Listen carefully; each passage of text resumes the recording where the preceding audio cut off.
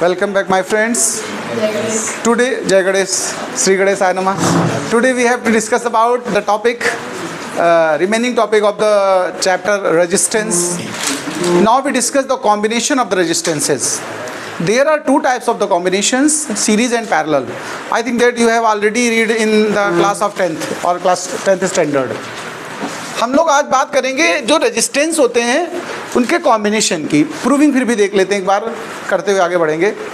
तो आप डाल दिए आर्टिकल का नाम अगर नोट्स बना रहे हैं, कॉम्बिनेशन ऑफ रेजिस्टेंसेस। अब इसमें फर्स्ट पार्ट डाल दीजिएगा सीरीज कॉम्बिनेशन। फर्स्ट पार्ट में आप डालेंगे सीरीज कॉम्बिनेशन। देखिए हमने क्या किया, let us suppose there are three resistance R1, R2 and R3 are connected in series. Symbol तो आई थिंक दैट आप पहले से ही जानते होंगे, जो रेजिस्टेंस के सिंबल होते हैं, ये सिंबल है रेजिस्टेंस का 1, 2, 3। We have used three resistances connected to a battery or cell with the help of a key यानी स्विच। ये हमारी बैटरी है, इसका वोल्टेज V है, यहाँ से करंट I विड्रॉ होगी। ये रेजिस्टेंस R1 है, ये R2 है, ये R3 है। These are in series. Series combination में आप पहले से ही जानते हो कि करंट सेम रहती है बट पोटेंशियल अलग अलग होता है, इसलिए हमने वोल्टेज को V1, V2 और V3 लिख दिया हुआ है। हमें इसके लिए एक इक्विवेलेंट रेजिस्टेंस के लिए फॉर्मूला डेवलप करना है। वो किस तरीके से होगा जरा देखते हैं। फॉर R1, पहले हम R1 की बात करते हैं। R1 के लिए अगर ओम्स लॉ का यूज करें, V = IR होता है, तो V1 = क्या बनेगा, V1 =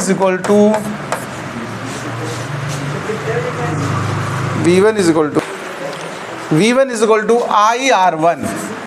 ऐसे ही हम लोग R2 की बात करेंगे। For R2, V2 becomes IR2. For R3,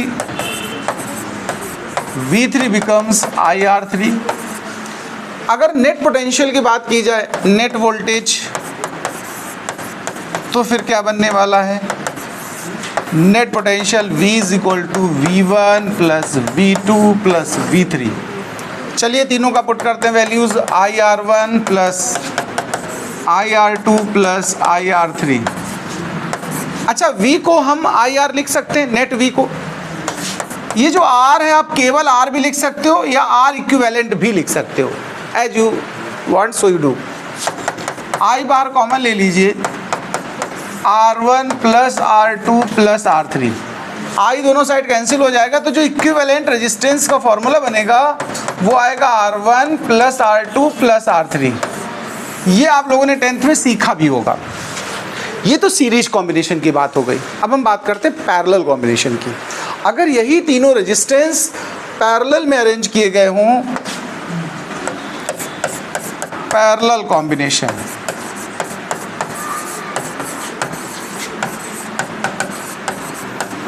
अब हम बात करते हैं पैरेलल कॉम्बिनेशन की। पैरेलल कॉम्बिनेशन में रेजिस्टेंस यूज करेंगे R1, R2, R3। इनको फिर से वही एक बैटरी या सेल को यूज कर लीजिए जिसका पोटेंशियल V है, एक स्विच लगा लीजिए। ये करंट हमारी I यहाँ से एंटर करेगी और ये करंट 3 पार्ट में स्प्लिट होगी, I1, I2, I3, R1, R2, R3। अभी थोड़ा ध्यान देना, सीरीज में करंट सेम रहती थी, पैरेलल कॉम्बिनेशन में वोल्टेज सेम होता है। यानी तीनों के पास वोल्टेज क्या रहेगा, V इसका भी वोल्टेज, V इसका भी वोल्टेज, V इसका भी वोल्टेज। अभी हम लोग निकालेंगे फिर से फॉर R1, रेजिस्टेंस नंबर 1 के लिए V = IR होता, तो I को अगर हम कहें तो V/R1 हो जाएगा कि नहीं, बताओ। I1 फर्स्ट रेजिस्टेंस की करंट। ऐसे ही हम R2 की करंट निकालेंगे। For R2, I2 = V/R2। For resistance number 3, I3 is equals to V by R3। जो नेट करंट बनने वाली वो देखिए क्या बनेगी, नेट करंट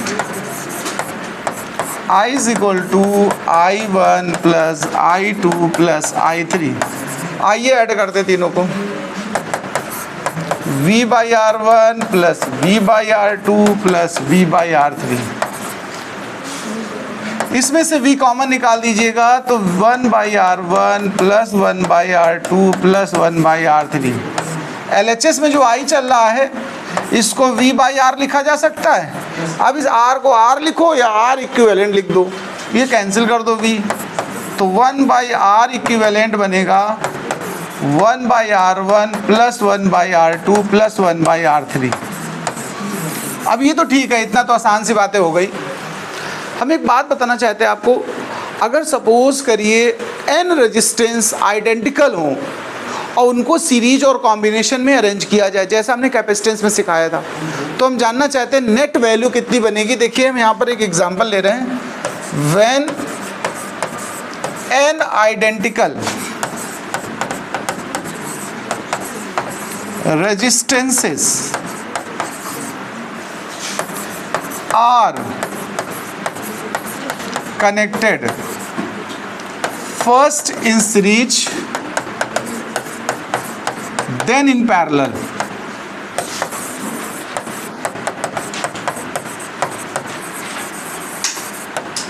तो देखिए जरा, जब सीरीज में लिया हमने तो जो इक्विवेलेंट है उसको हमने नाम दे दिया RS, और वो था R1 plus R2 plus R3, ऐसे कॉम्बिनेशन था कि नहीं था सीरीज का।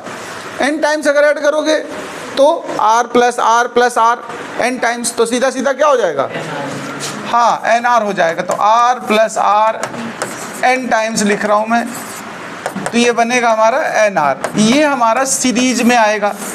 कभी भी अगर एक जैसे रेजिस्टेंस गिवन हो, सीरीज में लेने हो, तो जितने भी हैं उतने टाइम्स कर दीजिए। अगर यही काम पैरेलल के लिए कर रहे होते सपोज करो, तो हम लोग सफिक्स में P लगा ले रहे हैं, तो लिखते 1 by R plus 1 by R, और कहाँ तक चले जाते हैं n टाइम्स। तो फिर ये बनता हमारा 1 बाई R, तो ये हो जाएगा n बाई R। इंटरचेंज कर लीजिए, तो RP is equal to R by n।